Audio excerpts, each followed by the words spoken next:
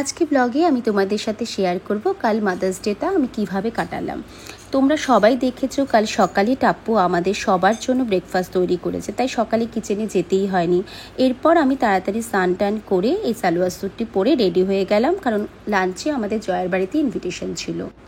এই সালোয়ার কামিজটা আমাকে পাঠিয়েছে এক বুটিক থেকে, তাই ভাবলাম যে আজকে সারাদিন যখন কোনো কাজই নেই তাহলে ব্র্যান্ড শ্যুটটা আমি আজকেই কমপ্লিট করে নিই। আর জয়াদের বাড়ির সামনের জায়গাটাও এত সুন্দর, ওখানে একটু ভালো ফটো ভিডিও তো ওঠানো যাবে, তাই তাড়াতাড়ি রেডি হয়ে আমরা সবাই মিলে চলে গেলাম জয়ের বাড়িতে।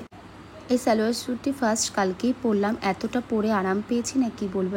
পিওর কটনের সালোয়ার স্যুট ছিল, খুব ভালো কালেকশন। তো তোমাদের যদি এই স্যুটটা ভালো লাগে প্লিজ আমাকে বলো, আমি তোমাদের সাথে লিঙ্কটা শেয়ার করে দেবো। তো জয়ের বাড়িতে এসেই দেখলাম ও আমাদের জন্য অনেক কিছু রান্না করেছে, তো দেখেই আমার খিদে পেয়ে গেছে। আর খুবই ভালো রান্না করে ও।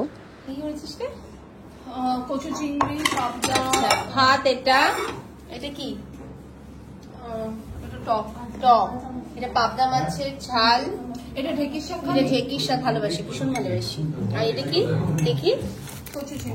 কচু চিংড়ি। কি অবস্থা, এরকম মেয়ে পেয়েছি, এরকম বন্ধু পেয়েছি, আজকের দিনটা মানে দারুণ ভাবে কাটছে। মানে রান্নাঘরে তো আজকে ঢুকতেই হলো না, রান্নার কোনো চিন্তাই নেই। সকালবেলা তো টাপ্পু করলো। আর ঢেঁকির শাক খাও তো? তাই এটাই বলছিলাম, আজকে সারাটার দিন আমাকে কোনো রান্নাঘরে ঢুকতেই হলো না, ইভেন রান্না নিয়ে ভাবতেও হলো না যে কি রান্না করব, মানে এটাও একটা বড় ব্যাপার।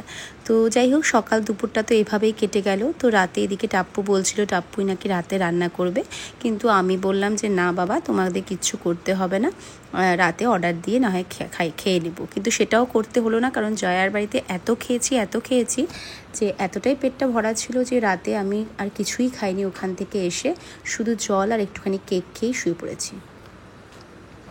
তো এই ঘিটা যেটা নিচ্ছি, এটা জয়া নিজের হাতে বানিয়েছে। আর বানানোর সময় যে ঘিয়ের নিচে একটা এই কালো কালো যেটা পড়ে থাকে না, এটা আমার খুব প্রিয়।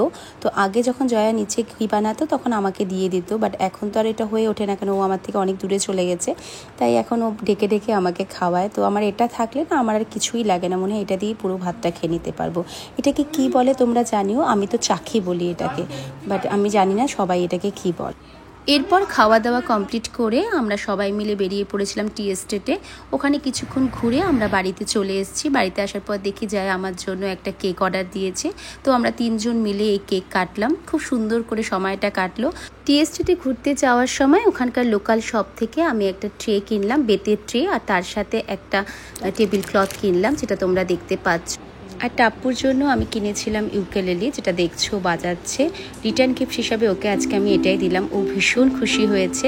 আজকের ব্লগটা কেমন লাগলো প্লিজ জানিও। টাটা, ভালো থেকো।